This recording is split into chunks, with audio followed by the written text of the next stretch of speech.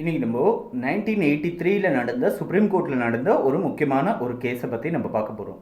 இந்த கேஸோட சிக்னிஃபிகன்ஸ் என்னென்னா, ஒரு ப்ராசிக்யூஷன், ஒரு போலீஸ், ஒரு இன்வெஸ்டிகேட்டிங் ஏஜென்சி சரியான முறையில் அந்த விசாரணை நடத்தலை அப்படின்ற ஒரு எண்ணம் வந்ததுன்னா, அந்த கம்ப்ளைனண்ட், அந்த விக்டிமோட அப்பாவோ அம்மாவோ, இந்த பர்டிகுலர் கேஸில் விக்டிமோட அப்பா வந்து கம்ப்ளைனண்ட், புகார் கொடுத்தவர் வந்து இந்த கேஸை இந்த ஏஜென்சி பார்த்துக்கூடாது, இதை சிபிஐக்கு மாற்றணும்னு சொல்லி கோர்ட்டில் பெட்டிஷன் போடுறது பற்றி சம்மந்தமாக ஒரு கேஸு. இது வந்து இந்த கேஸோட ஃபேக்ட்ஸ் தான் ரொம்ப முக்கியமாக தெரிஞ்சுக்க வேண்டியது. அந்த கேஸோட ஃபேக்ட்ஸை வச்சு அவங்க எப்படி வந்து எனக்கு இந்த விசாரணையில் கான்ஃபிடென்ஸ் இல்லைன்னு சொல்லி ஹைகோர்ட்டில் ப்ரூவ் பண்ணி இந்த கேஸை சிபிஐக்கு மாற்ற சொல்லி கேட்டாங்க அப்படின்றது தான் ரொம்ப முக்கியமாக தெரிஞ்சுக்க வேண்டியது. அதாவது ஹைகோர்ட்டோட மனசில் வந்து இந்த கேஸோட விசாரணை சரி கிடையாதுன்றதுக்கான போதுமான அளவு ஃபேக்டர்ஸை வந்து கொண்டு வந்து நிறுத்தணும் ஹைகோர்ட் முன்னாடின்றது தேவையான ஒரு விஷயம். ஸோ அதை பற்றி, அது சம்மந்தமாக ஒரு முக்கியமான கேஸை பற்றி இப்போ நம்ம பார்க்க போகிறோம். Bhagwant Singh versus commissioner of police, Delhi. இந்த கேஸை பற்றி நம்ம பார்க்க போகிறோம்.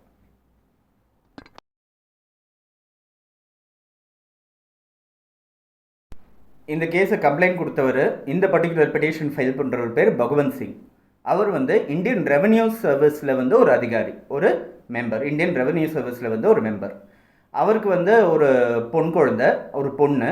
அந்த பொண்ணு வந்து நல்லா படிச்சிருக்கு, நல்ல மார்க்ஸ் வாங்கினது, சீனியர் கேம்பிரிட்ஜ் லெவல் சர்டிஃபிகேட்ஸ்லாம் வாங்கிட்டு அதுக்கப்புறம் இர்வின் காலேஜில் வந்து அது வந்து படிச்சுட்டுருக்காங்க, பொண்ணு வந்து படிச்சுட்ருக்காங்க.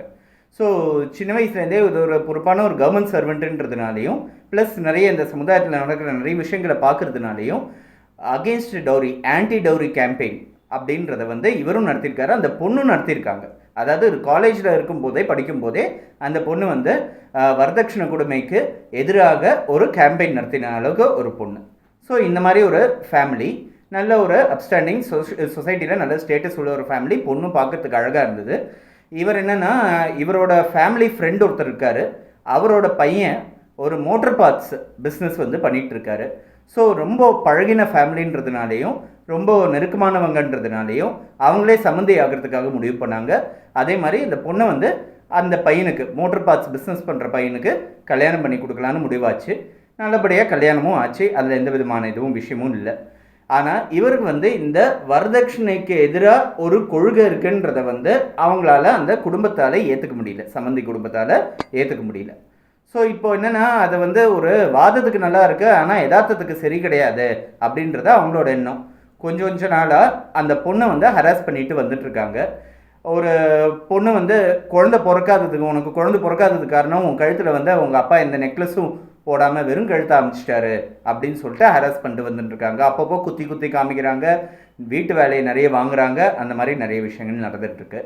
ஸோ இப்போ அந்த ஹஸ்பண்டும் சரி பிஸ்னஸ் பண்ணுறாருன்றதுனால மாமனார்கிட்ட போய் ஒரு 50,000 ரூபாய் பணம் கேட்டிருக்காரு. பிஸ்னஸ் ஸ்டார்ட் பண்ணுறதுக்கு, இன்வெஸ்ட்மெண்ட்டுக்கு வந்து பணம் தேவைப்படுதுன்னு சொல்லி மாமனார்கிட்ட 50,000 ரூபாய் பணம் கேட்டிருக்காரு. அவர் தரமாட்டேன்னு சொல்லியிருக்காரு. ஏன்னா பணம் கொடுத்தா வரதட்சணை கணக்காயிடும், நான் கொடுக்கறதுக்கு தயாராக இல்லை, என் கொள்கைக்கு விரோதமானது அப்படின்னு சொல்லி முடிவெடுத்துட்டார். ஸோ எந்த இதுலேயும் அதில் வந்து ரொம்ப ஸ்ட்ராங்காகவும் ஃபர்மாகவும் இருக்கார் மாமனார். இவங்களும் மேக்ஸிமம் அந்த பொண்ணை வந்து ஹராஸ் பண்ணிட்டு வந்துட்டுருக்காங்கன்ற மாதிரி தெரியுது. அதுக்கப்புறம் ஒரு ஸ்டேஜ் கழித்து போனோடனே ஒரு நாள் ஆகஸ்ட் 9 ஒரு நாள் வந்து காலையில் வந்து குடும்பத்தோடு எல்லோரும் வந்து குருத்வாரா போயிருக்காங்க. அவங்க சீக் மதத்தை சேர்ந்தவங்க, குருத்வாரா போயிருக்காங்க. அதுக்கப்புறம் திரும்பி வீட்டுக்கு வந்திருக்காங்க. 8 பேருக்கு வந்து காலைல டிஃபன் வந்து பொண்ணு சமைச்சு போட்டிருக்காங்க. அவங்க எல்லாருக்கும் கொடுத்துருக்காங்க, எல்லோரும் சாப்பிட்ருக்காங்க. அதுக்கப்புறம் வந்து அவங்களும், அந்த பொண்ணும் அவங்களோட ஹஸ்பண்டும் சாப்பிட்ருக்காங்க காலைல 10:30. ஹஸ்பண்ட் அதுக்கப்புறம் ஆஃபீஸ்க்கு வெளியே கிளம்பியிருக்காங்க. அதுக்கப்புறம் இந்த பொண்ணு வந்து பாத்ரூமில் கதவை சாத்திட்டு கெரோசின் கொட்டிட்டு சூசைட் பண்ணிக்கிட்டதா ரிப்போர்ட் இருக்குது. ஸோ இதுதான் கேஸு. பொண்ணு வந்து சூசைட் பண்ணிக்கிட்டதா மாதிரி போலீஸோட கண்ணோட்டம் இருக்குது. இவரோட மனசுக்கு என்னென்னா, பொண்ணை வந்து கொலை பண்ணிட்டாங்க, மர்டர் பண்ணிட்டாங்கன்றது இவரோட கண்ணோட்டம், இவரோட ஃபீலிங். இதில் என்னென்னா, அந்த இவரோட எலிமெண்ட்ஸ் என்னெல்லாம் ஃபீல் பண்ணுறாரு, என்னெல்லாம் டவுட்ஸ் ரைஸ் ஆகிருக்குன்றதை பார்த்தோன்னா ஒவ்வொன்றா நிறைய விஷயங்கள் இருக்குது. அந்த பொண்ணை சூசைட் பண்ணிகிட்டு இருந்த இடத்துல வந்து ஒரு பாத்ரூம் கண்ணாடியில் சோப்பில் வந்து இந்த என் சாவுக்கு யாரும் காரணம் கிடையாது அப்படின்னு எழுதி கீழே வந்து அந்த பொண்ணோட பேர் எழுதிட்டு சோப்பில் எழுதியிருக்கு, ஒரு பாத்ரூம் கண்ணாடியில் எழுதியிருக்கு. அது ஒரு விஷயம். அதுக்கப்புறம் பாத்ரூம் கதவை வந்து அவங்க வீட்டு வேலைக்காரன் உடைச்சி பொண்ணை காப்பாற்ற முயற்சி பண்ணதா ஒரு ஸ்டேட்மெண்ட் இருக்குது. பொண்ணு வந்து அந்த ஸ்டேஜில் வந்து ஒரு கம்பளியை போத்திருக்காங்க, அந்த நெருப்பு அனுப்பிச்சிருக்காங்க, அதுக்கப்புறம் ஹாஸ்பிட்டலுக்கு கூட்டின்னு வந்திருக்காங்க. கொஞ்சம் நேரம் இருந்திருக்கு பொண்ணு. உயிரோடு இருக்கிற சமயத்தில் வந்து டாக்டர் வந்து ஸ்டேட்மெண்ட் எடுக்க சொல்லி எஸ்ஐ வந்து டாக்டர்கிட்ட கேட்கும்போது டாக்டர் வந்து பொண்ணு ஸ்டேட்மெண்ட் கொடுக்குற நிலையில் இல்லை அப்படின்னு சொல்லியிருக்காரு. ஸோ இந்த விஷயத்த அந்த எஸ்ஐ சப் இன்ஸ்பெக்டர் வந்து நேரடியாக இவருக்கு மாமனாருக்கு வந்து, அதாவது பொண்ணோட அப்பாவுக்கு வந்து கம்யூனிகேட் பண்ணியிருக்காரு. ஆனால் அந்த பொண்ணோட அப்பாவால் அதை ஏற்றுக்க முடியல. 2-3 தடவை போயிட்டு வந்திருக்காரு, பொண்ணை பார்த்துருக்காரு, எல்லாமே ஆயிருக்கு. அதுக்கப்புறம் பொண்ணு வந்து உயிர் போயிருக்கு, succumb to thigh injuries. So இதுதான் சுச்சுவேஷன் இப்போது. இது தவிர வந்து நிறைய ஸ்டேட்மெண்ட்ஸ் இருக்குது. பக்கத்தில் வந்து அயன் பண்ணிட்டு இந்த ஒரு லேடி வந்து அதை பார்த்துருக்காங்கன்ற ஒரு ஸ்டேட்மெண்ட் ஒன்று இருக்குது. அதே மாதிரி இதை யாரெல்லாம் விட்னஸ் பண்ணாங்கன்ற ஸ்டேட்மெண்ட் இருக்குது. தேவையான எவிடன்ஸ்லாம் கலெக்ட் பண்ணி போலீஸ் வந்து விசாரணை நடந்துகிட்ருக்கு.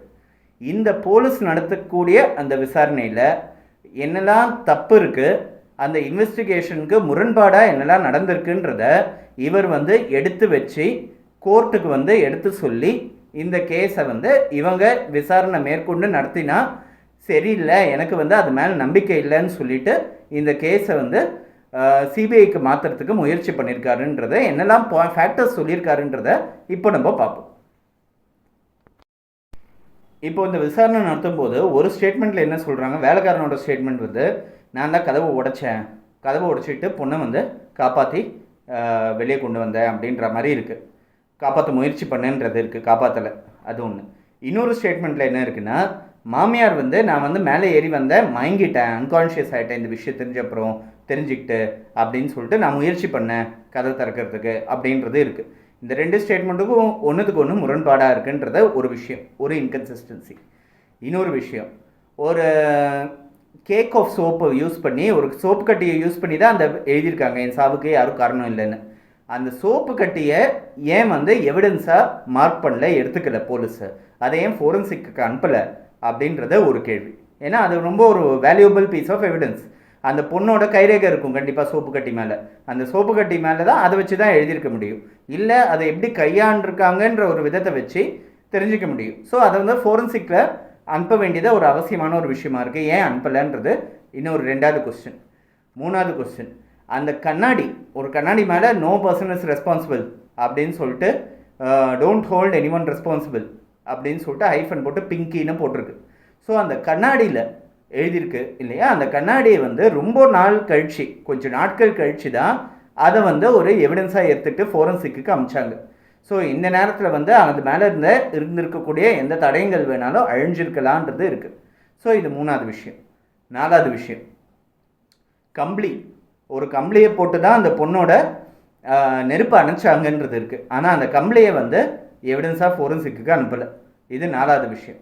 ஸோ இந்த மாதிரி ஆஸ்பெக்ட்லாம் பார்க்கும்போது போலீஸ் வந்து விசாரணை நடத்தினதில் ஒரு மெத்தனை போக்கு இருக்குது. இது ஒரு தற்கொலை தான் அப்படின்ற கண்ணோட்டத்தோடவே இந்த விசாரணையை ஆரம்பத்துலேருந்தே நடத்திட்டு இருக்காங்க. அதனால இது கொலையாக இருந்திருக்கலாம் அப்படின்ற கண்ணோட்டத்தோட போலீஸ் பார்க்கவே இல்லை.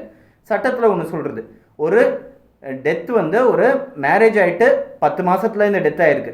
மேரேஜ் ஆகிட்டு ரொம்ப ஒரு ஷார்ட் ஸ்பேன்லேயே ஒரு சூசைடு ஒன்று நடந்துச்சுன்னா it is presume to be மர்டர்ன்றது இருக்குது. அப்படி இருக்கும்போது இது வந்து ஒரு டவுரி ஹராஸ்மெண்ட்னால ஏற்பட்ட ஒரு டெத்தாக இருக்கலாம்னு சொல்லி ஒரு அனுமானம் ஒன்று இருக்குது, சட்டத்தில் கொடுத்துருக்கு.